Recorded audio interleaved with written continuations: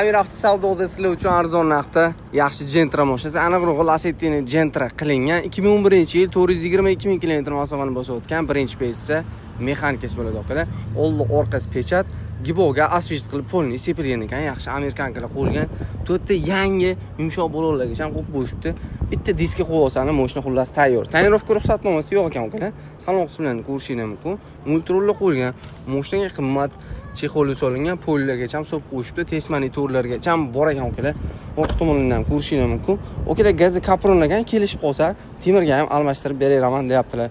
Yon tomonidan ko'rishingiz mumkin. Kuzovlardan ham qirgan, chizilgan jihatlari yo'q.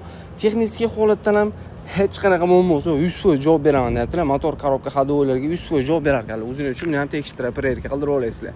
Okamiz bilan mashinaning narxini tortib sizlar mazza qilib minishingiz uchun $5400 baholadi. $5400 ga 2011-yil 422 ming proyektda yurgan Lacetti mashinasi.